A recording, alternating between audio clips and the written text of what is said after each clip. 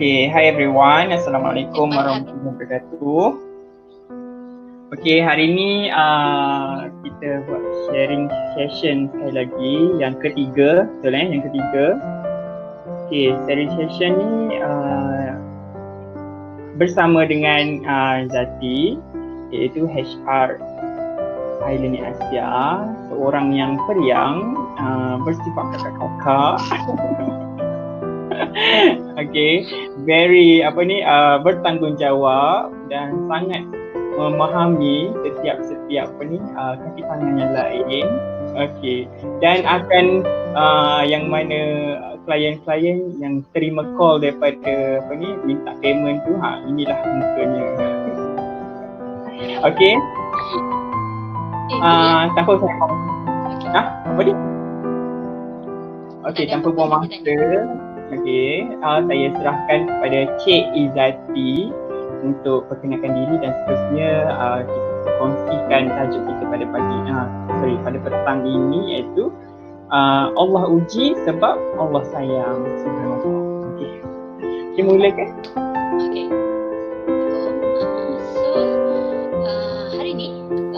Hari ni topik, okay, boleh tak nak bahasakan di Kati Okay, Kati nak sharing satu tajuk yang bertajuk Allah uji tanda Allah sayang. Okay, firstly apa yang di-share ni bukan bermaksud Kati ni tiba-tiba dah jadi baik ke, dah jadi solehah sangat ke time during PKP ni kan. Actually mau kepada during PKP ni kita selalu tengok video-video and then baca-baca artikel. So kadang ada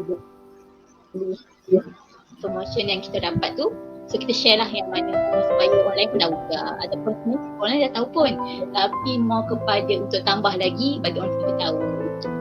Okay, okay, macam sebab tu PKP ni macam Kati lebih sangat suka tengok video-video Ustaz Abiyu. So video-video dia membantu orang yang lebih susah. So kalau mesti orang pernah tengok kan video-video tu kan. So kalau korang perasan, setiap kali Ustaz Abiyu pergi menziarah ataupun membantu orang-orang yang lebih susah, mesti ada perkataan yang Ustaz Abiyu mention, kakak, abang, Allah uji sebab Allah sayang. Allah uji sebab Allah sayang. Ustaz Abiyu selalu mention, orang tu mesti ada mention Allah uji sebab Allah sayang. Okay. So, and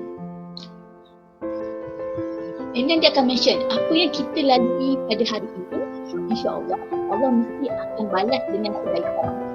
Mungkin dah mesti kadang-kadang ada hadis buku tak, sebab Kati buat note sikit, buat skrip sikit kan, sebab nervous dengan korang ni. Okay. Siapa unicorn tu? Oh, bos Danita ke?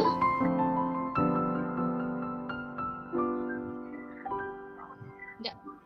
Boleh sambung Okey, seperti yang sudah maklum, sekarang ni kita tengah berhadapan dengan kesan-kesan daripada penularan wabak COVID-19. So sebelum ni sewaktu kita PKP, ada di antara kita, ada daripada kenalan kita ataupun diri kita sendiri yang terasa terkesan dengan apa yang telah terjadi. Okay, ada di antara kita yang kena buang kerja, ada yang daripada kita yang kehilangan orang tersayang, jatuh sakit, ada daripada kita yang duit tu rasa agak sempit sebab biasalah beberapa faktor kan. Sebab walaupun kadang-kadang kita duduk rumah tapi kita still tak kena keluar duit beli makanan, bayar bil kan. So sebanyak benda ni sebenarnya adalah antara ujian antara kita. Okay. Maybe kita kata ujian antara kita ni tak sama. Maybe rambut kita sama hitam, walaupun next orang je rambut dia macam dah beruban sikit. So aku carikan je lah. Tapi rambut kita sama hitam, tapi maybe ujian kita yang lain. Sebab maybe kadang-kadang kita tak boleh samakan ujian kita dengan orang lain. Sebab kadang-kadang sebab apa kita tak boleh samakan? Sebab Allah uji mengikut kemampuan kita. Allah tahu apa yang kita mampu untuk handle lah. So kalau hari ni kita berhadapan dengan ujian di mana kita sakit, okay, kita dah rasa berat sangat ujian sebab kita nak kena keluar duit, tapi ada orang bila dia ujian yang sakit, dia tak risau pasal duit. So benda-benda tu berbeza. Sebab apa? Sebab antara ujian kita berbeza, sangkut-sangkut. So macam saya akan cakap tadi, ujian kita berbeza-beza. Sekarang ni waktu-waktu kira Kati suara tak dengar. Okey. Berbalik kepada kita punya topik tadi. Okey, masalah kita mungkin berbeza-beza pada setiap orang kan. Sebab apa? Sebab Allah tahu ataupun Allah uji kita berdasarkan kemampuan kita. Maybe ujian Kira dengan Mia berbeza. Maybe ujian Ilma dengan Kati beza. Sebab apa? Sebab Allah hanya uji kita berdasarkan kemampuan kita. So hari ni kita tengok macam yang jadi. So itu sebenarnya ujian kita. So bila pilih topik ni sebenarnya Akak ada buat macam baca artikel-artikel lah. So antara artikel dia yang maybe korang boleh review lepas ni adalah daripada berita harian lah. Ada Metro, berita harian online. So kan, bila kita menghadapi ujian, okay, apa benda yang kita kena buat? Apa benda? Sebab kita masing-masing boleh hadapi ujian, tapi sama ada kita kena duduk je, tunggu tiba-tiba solution tu terus muncul kat depan kita ataupun kita bertindak lah. So berdasarkan berita harian online pada 4 bulan September 2018 yang bertajuk Sabar Hadapi Ujian. So korang boleh tengok, nampak tak? Harian online kan, dia tajuk dia Sabar Hadapi Ujian Allah. So dalam ni penulis dah ada ceritalah berkenaan dengan ujian Allah tu. So kalau berbalik kepada tajuk kita hari ni lain, dalam surah Al-Mulk ayat 2, iaitu Allah mengingatkan bahawa setiap manusia pasti diuji untuk melihat kualiti amalan yang dikerjakannya. Firman Allah bermaksud, Dialah yang mentakdirkan adanya mati dan hidup kamu untuk menguji dan menzahirkan keadaan kamu. Siapakah di antara kamu yang lebih baik amalnya, dan Ia Maha Kuasa membalas amal kamu, lagi Maha Pengampun bagi orang-orang yang bertaubat. Okey, benda pertama dalam artikel cakapkan yang kita kena buat adalah kita, bila kita hadapi ujian ni, kita kena bersangka baik kepada Allah. Kita tak boleh terus assume, maybe Allah tak sayang aku. Sebab tu Allah uji aku benda ni. Sebab benda ni tak boleh, sebab tak boleh fikiran negatif, sebab bahayanya fikiran negatif. Okay, kalau korang tengok pula berita harian online yang bertarikh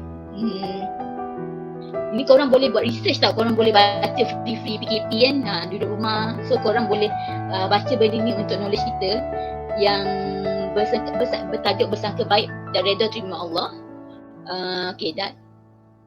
Memetik, kenapa kita perlu bersangka baik? Sebab memetik daripada hadis daripada Abu Hurairah radhiyallahu sallallahu alaihi wasallam sabda, Allah SWT berfirman, Aku Allah menurut sangkaan hamba-Ku kepadaku.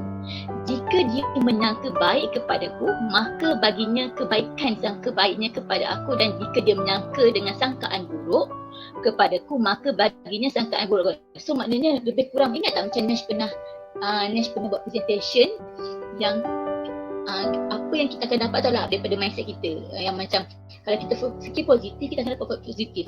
So dia lebih kurang macam tu. Itulah Kira banyak betul halangan hati. Okay, sorry awak pasal. Okay. Menurut Asnol, kita menguraikan tafsir hadis ini berkata, menurut Imam Ibn Hajar Al-Asqalani, Allah SWT berkuasa melaksanakan apa sahaja yang disangka oleh otak manusia. Sebab tu ingat tak presentation Nash tu yang ada point kata kita kena berfikiran positif supaya kita dapat tarik benda-benda positif dalam hidup kita. Sebenarnya kan benda ni pun dah orang barat dah banyak amalkan, sebab tapi kita ni biasalah kadang kita kan tak perfect, kadang-kadang kita tak adalah fikiran negatif, tapi kadang kita mesti ada biasa macam mesti kita akan rasa macam sebab ni macam more kepada buruk sikit kan. So bila kita hadapi ujian Allah, poin yang kedua adalah kena perbanyakkan doa. Okay, kat sini kita boleh doa bila-bila masa. Kat mana-mana pun boleh doa. Tak semestinya lepas solat je. Setengah orang, saya dah doa lepas solat. Okay, memang doa lepas solat pun bagus doa. Tapi time kita buat aktiviti kita doa. Sebab tu kalau ikutkan kita banyak macam-macam doa ada. Doa ketika hujan, doa ketika makan, doa ketika habis makan, tengok cermin, masuk toilet. Sebab apa? Kita kena berdoa sebab doa ni banyak sangat kebaikan dia. Okey, mengikut Harian Metro yang artikel yang bertarikh 29 Januari 2020, ini adalah penulis artikel ni adalah daripada pengarah Jabatan Agama Islam Wilayah Persekutuan. Artikel tu yang bertajuk doa usaha tawakal hadapi musibah. Okey, kalau ikut daripada yang saya baca ni, okey.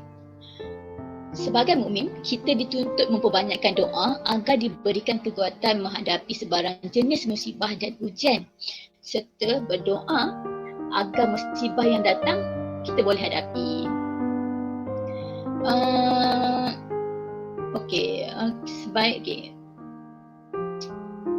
Selain kita doa, kita juga boleh beristighfar. So kan banyak kan kelebihan kalau kita pernah sekolah sebelum ni, kan ustazah, cikgu besar istighfar supaya kita dapat menghapuskan titik-titik hitam dalam hati kan. So sebab kadang-kadang musibah yang jadi ni kadang-kadang maybe teguran daripada Allah, maybe kita ada buat silap ataupun maybe ada benda yang kita lalai. So maybe ni teguran daripada Allah supaya kita boleh muhasabah diri jadi lebih baik. Okay, yang ketiga adalah berikhtiar. Berikhtiar ni contoh lah. Kita boleh berikhtiar ni macam kalau kita ada satu masalah, kita cari reason why benda ni jadi. So maybe ada benda yang contoh kalau hari ni kita rasa rezeki kita sempit atau rezeki kita sempit, kita boleh, kita rasa kekurangan duit, so maybe kita boleh try kerja lebih sikit. Maybe kita buat bisnes ke, dan kita banyakkan solat tahajud, solat hajat, sebab kan kita ada kan kita yang solat duha pagi-pagi untuk buka rezeki kita. So benda-benda macam ni lah, sebab tu kalau waktu PKP ni sebenarnya walaupun orang tu dia berhadapi macam ujian, tapi sebenarnya actually benda ni macam untuk orang, senang orang tu boleh belajar balik, macam diberi selapang-lapang masa untuk muhasabah diri dia. And then untuk yang ketiga adalah bertawakal. Okay, kita dah doa, kita dah usaha, and then kita dah buat apa yang perlulah. Okay, contoh macam orang tu dah tak ada kerja, so dia dah usaha cari kerja, dah usaha dapat kerja, dah usaha jual-jual. Okay, sekarang ni dia kena tawakal sebab dia kena yakin kebergantungan dia kepada Allah. Sebab dia kena yakin, sebab kadang apa yang kita doa ni Allah tahan doa kita, sebab Allah akan bagi pada masa yang tepat, yang sesuai untuk kita. Sebab Allah tak kabulkan ataupun Allah tak beri apa yang kita nak, tapi Allah beri apa yang kita perlu.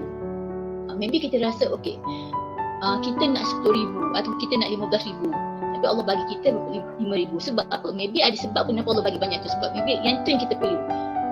Maybe kalau Allah bagi 10,000, tapi kita akan jadi lebih boros, membazir, buat benda tak elok. So bagi Allah bagi 5,000 sebab itu yang kita perlu. Lepas tu sangkut lagi ke?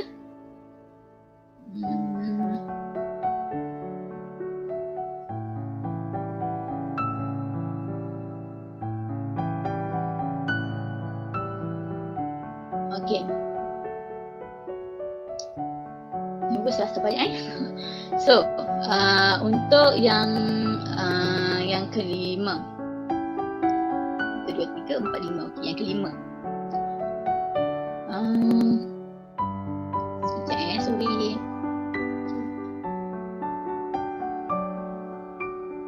Okay, and then antara bila kita rasa sempit dengan rezeki, antara benda yang kita buat adalah dengan sedekah.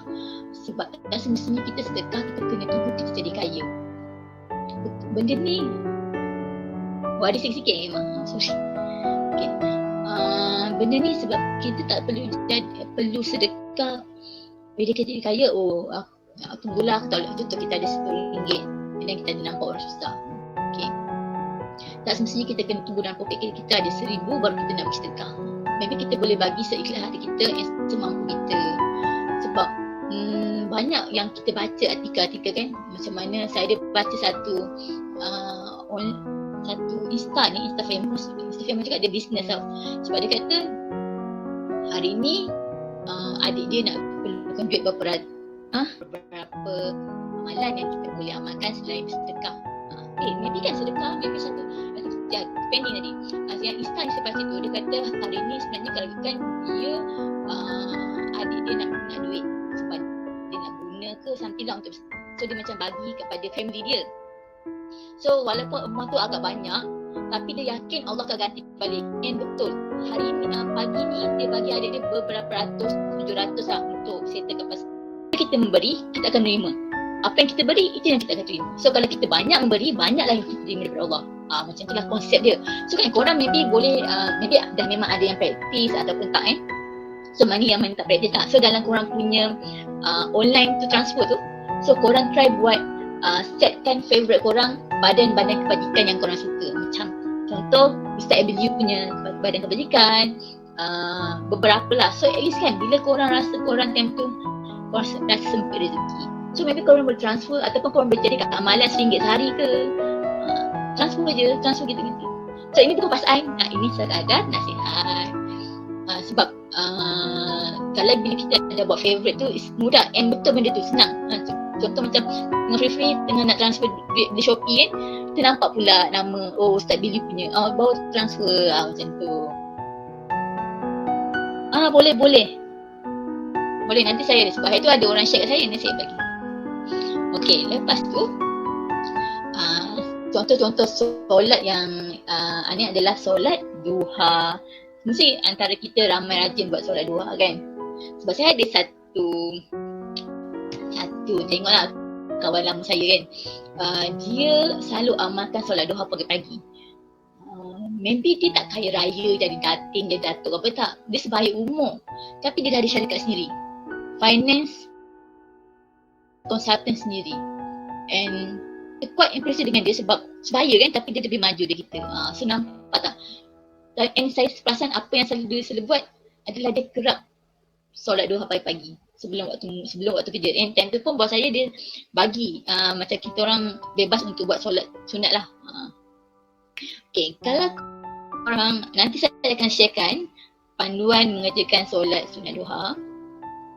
Okay, macam Amy pun saya tengok kalau kat office, Amy ni sangat rajin buka YouTube doa duha, dengar doa duha. So benda-benda ni bagus Amy, teruskan. Okay dah. And then yang kita boleh buatkan adalah solat tahajud. Okay, solat tahajud ni adalah solat utama selepas solat fardu dalam solat malam ni lah. Okay, kelebihan melakukan solat tahajud adalah Allah makbulkan doa dia. And then tenang hati, sefikiran, murah rezeki, mendapat perlindungan daripada pengkhianatan manusia. And then pintu taubat tu buka luas. So benda-benda ni kita boleh buat lah sebenarnya. Dan PKP ni kita boleh banyak belajar benda-benda ni. Sebab kadang-kadang daripada kita down dengan kita punya ujian, lebih baik kita cari solution. Macam mana kita nak berhadapan dengan ujian kita, supaya kita lebih berani, supaya kita lebih rasa supaya kita lebih tahu apa nak buat lah. Bila kita hadapi ujian, ini kan saya fikir lagi, aku ada masalah ni, lagi aku ada masalah ni, aku ada masalah ni. Sehari-hari cakap benda masalah yang sama. Ini kita tak fikir pun solution dia nak berhadapan dengan situasi ni. Yang kita, ini sebab bila kita rasa fikir pasal benda yang negatif ataupun kita kira macam ujian tu, kita akan jadi macam stres. Bila stres tu yang boleh membuatkan seseorang tu jadi ada penyakit depres, tekanan perasaan. So sebenarnya benda-benda ni kita boleh elak. Mungkin saya tak perfect tau. Ni sekadar sharing je.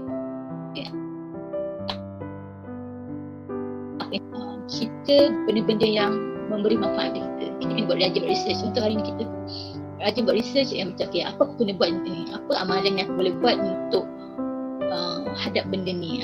Sebenarnya macam tu lah. So selain tu, kita boleh juga buat solat hajat. Solat hajat ni macam biasalah, mesti pada kita tahu kan. Kita berdoa supaya Allah pemudahkan apa keinginan kita.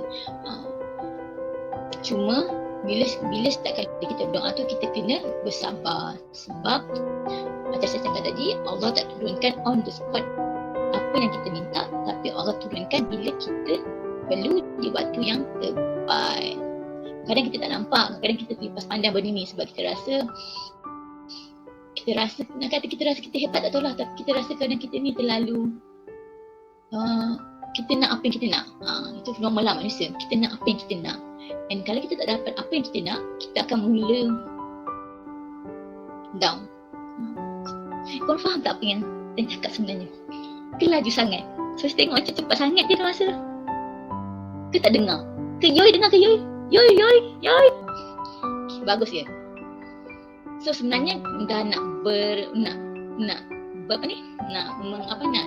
habis dah. Sebab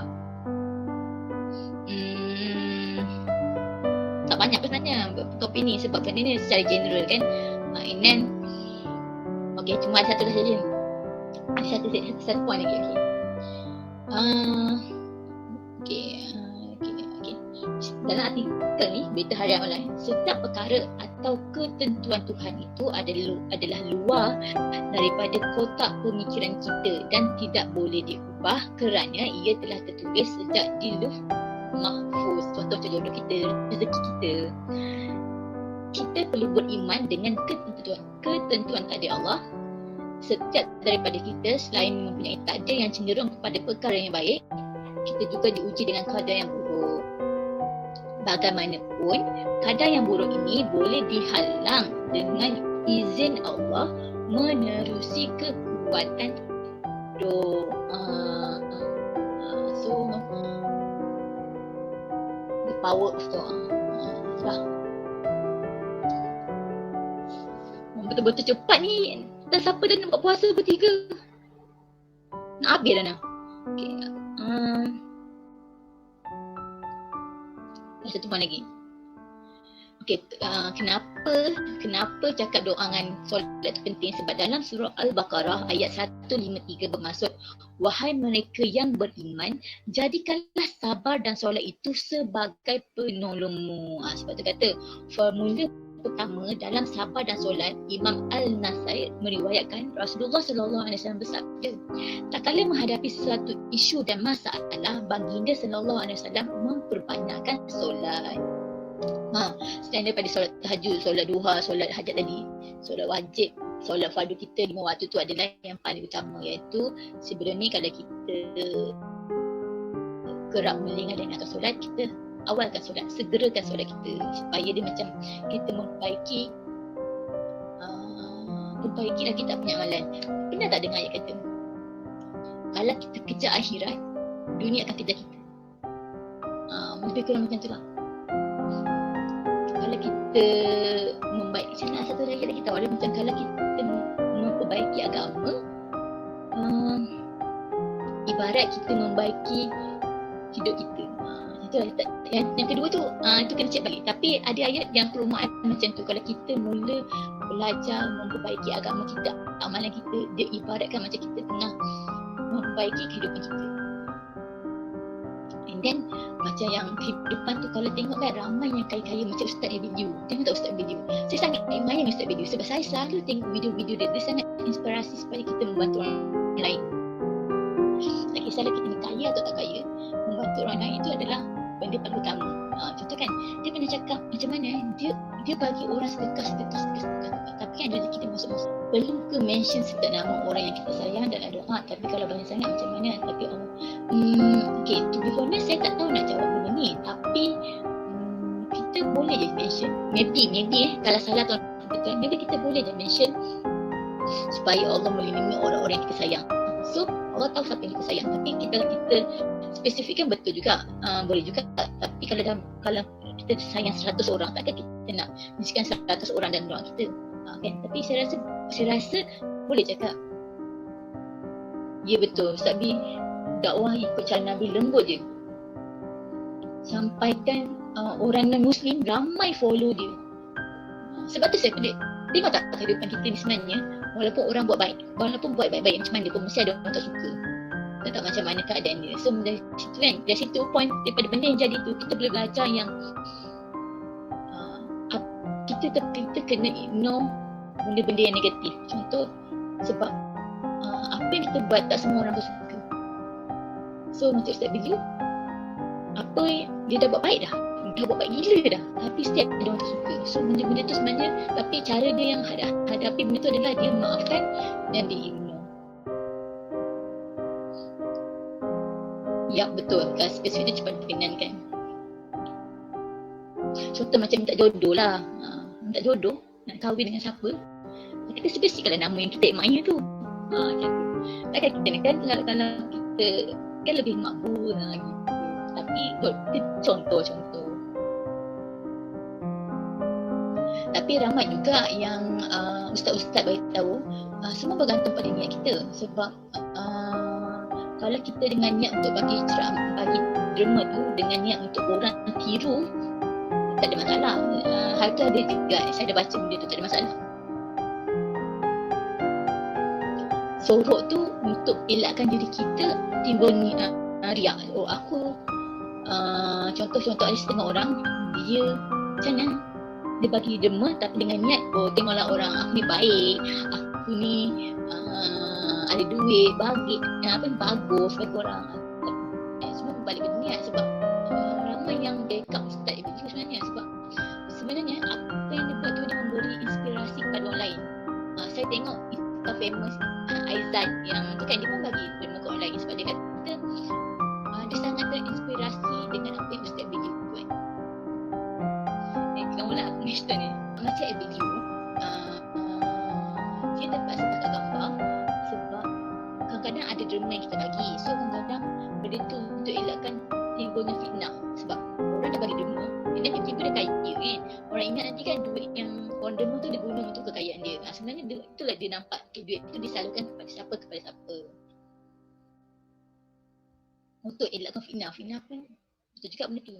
Itu waktu perbalahan benda tu banyak yang keluarkan komen-komen innamal amal binniyat. Ya betul Imam. Semua bergantung pada niat.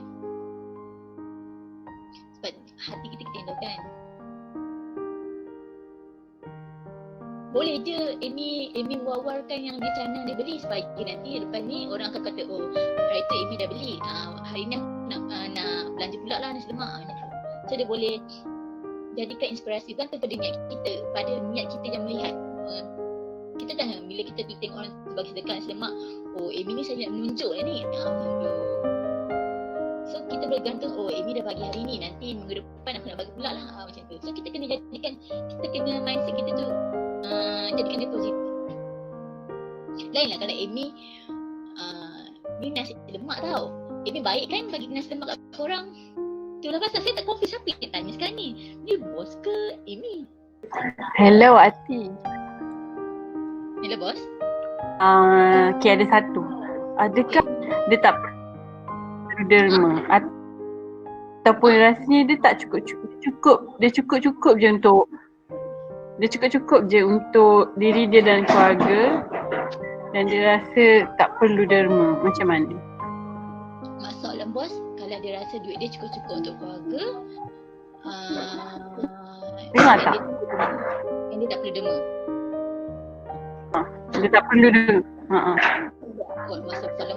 Wajib ke tak wajib? Bukan wajib ke tak wajib, macam apa pendapat lah? Macam dia tak rasa lah derma tu penting. Macam pendapat lah. Macam dia tak rasa derma tu untuk tambahkan rezeki lagi, sebab dia pun tak cukup. Macam mana nak derma orang? Sedangkan hati kata derma lah nanti akan lagi banyak rezeki, akan banyak. Tapi dia cakap aku nak derma pun aku makan pun tak cukup. Dia kena percaya kepada rezeki tu datang dari Allah. Tak semestinya dia ni pada pendapat saya lah, sebab saya pernah alami benda ni. Okay, macam zaman saya tak kerja dulu, saya memang tak ada duit. So saya kena mulakan buat bisnes biskut tu sikit-sikit. So duit yang saya ada untuk jadikan modal tu sangat sikit. So kan ada hari tu yang sebenarnya dalam poket saya tak banyak pun, RM10 je. Sebab saya dah beli barang modal kan. So saya bagi RM5, sebab duit tu ada macam RM5 dan ada RM1 lah. So saya boleh je bagi RM1. Tapi saya kata tak apalah, bagi RM5 je lah. Sebab nanti rezeki adalah benda tu bila saya bagi RM5, and then terus orang tengah hari tu orang tambah order lagi biskut. Start tu saya amalkan benda tu lah. Kalau saya rasa, contoh saya selalu amalkan macam contoh dalam dompet kita ada berapa duit, tapi kita rasa macam aku nak bagi ni lah, aku nak bagi, macam mana kita takut-takut nak keluarkan duit sebab kita takut kita tak cukup. Tapi sebab lepas dah jadi benda saya jadi macam saya bagi seikhlas hati saya, semampu saya lah, supaya sebab saya percaya kalau saya bagi hari ni Allah akan balas lain. Macam tu lah. Tapi macam pemikiran manusia ni berbeza-beza. So sebenarnya orang tu dia kena cuba benda tu. Dia kena cuba kenikmatan sedekah tu macam mana. Kalau dia cuba, dia dapat rasa kenikmatan sedekah tu, dia mesti akan tak takut untuk bersedekah. Tapi sedekah pun dia janganlah sampai dia ikut kemampuan diri dia lah. Contoh kalau dia ada berapa banyak ni, dia hanya mampu begini. Sebab sedekah pun berdasarkan keikhlasan hati kita dan semampu kita. Dia tak ada unsur pasangan. Allah tak memaksa orang tu kau kena sedekah dekat orang tu. Dia seikhlas hati kita. Sebab kita percaya, sebab tu kita kena yakin kepada rezeki itu daripada datang daripada Allah. So kalau kita banyak beri, banyak tu dari kita akan terima. Dan kadang-kadang lebih. Kadang rezeki tu bukan datang balik daripada segi duit, tapi daripada segi kesihatan kita. Benda macam tu. Saya takut juga nak jawab ni bos, sebab saya tak pandai saya. Maklumlah saya 2 hari dekat sekolah agama dulu. Lepas tu saya balik.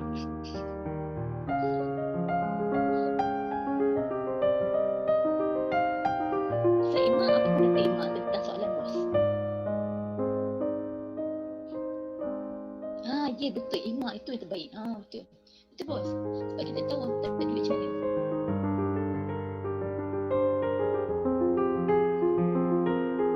Sebab orang tu dia kena cuba rasain nikmat sedekah tu. Dia boleh mulakan dengan family. Sebab saya ingat lagi family sendiri ya. Kadang adik-adik kita. So saya ingat lagi arwah abang pernah cakap, ramai orang yang jadi gelandangan kat luar tu sebab adik-adik dia tak bantu. So arwah abang dia kata contoh, bangunkan adik-adik dia, and then lepas tu dia ada lebih, dia akan bagi orang-orang yang lain. Saya suka juga, saya suka tengok-tengok contoh-contoh yang baik supaya saya boleh jadi lebih baik walaupun saya tak berapa baik.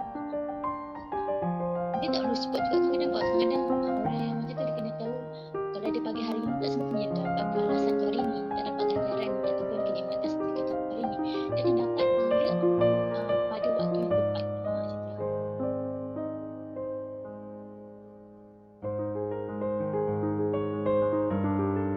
Sebab saya pernah rasa susah, saya pernah rasa macam tak ada kerja, tak ada duit.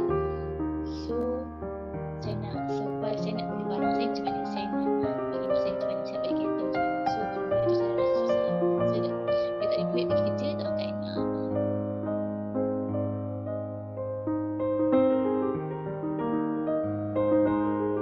Sebab tu ramai tak aware, sebab sebelum ni kita kekurangan contoh-contoh kebaikan bersedekah. So sekarang ni untuk Ustaz Value banyak dah tunjuk contoh-contoh kebaikan bersedekah kan. And so macam ramai dah boleh buat bagi semangat. And then kalau lagi satu benda yang kita boleh amalkan, contoh kalau pergi pasar malam ataupun bazar-bazar sebenarnya, kalau kita sediakan duit RM1 cukup-cukup. Kita sediakanlah, contoh kita nak aku ada duit RM3, RM3 RM1 ni. So kita pastikanlah kalau pun nampak orang minta sedekah, kita bagi RM1 sahab. Apa pun dia buat dengan duit tu, contoh bukan kata sedikit lah, bukan itu urusan dia dengan Allah, tapi urusan kita adalah memberi. Kesimpulannya adalah ujian manusia tu berbeza-beza mengikut kemampuan hidup kita. So bila kita hadapi ujian tu, kita kena yakin bahawa Allah akan bagi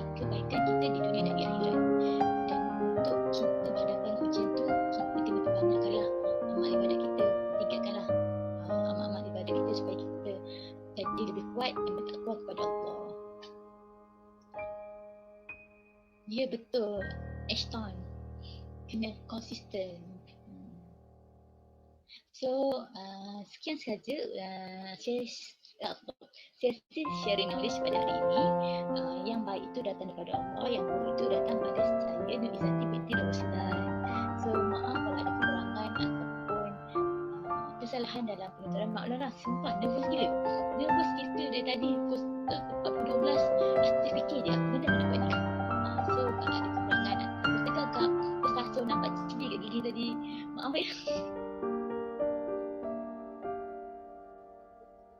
Ya, nervous sangat. Nervous saya takut saya cepat sangat habis sebab saya rasa kalau saya nervous saya baca laju. Saya dah siap buat nota, panjang-panjang nota saya, tapi saya dah baca laju kat kad. Thank you Ayu. So, ganggam lagi 1 minit per 3. Siapa yang buka tadi boleh buka.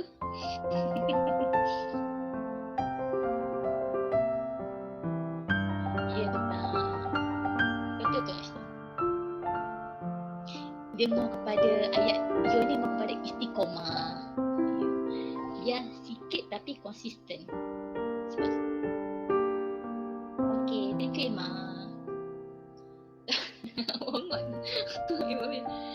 Thank you Nash. Thank you. Boleh topi je lah. Bye semua. Bos saya out Thank you Kira. Bye bye. Dah Amy Okay bye. Okay, thank you Ati. Okay. Okay, thank you. Bye everyone. Selamat buka puasa. Assalamualaikum.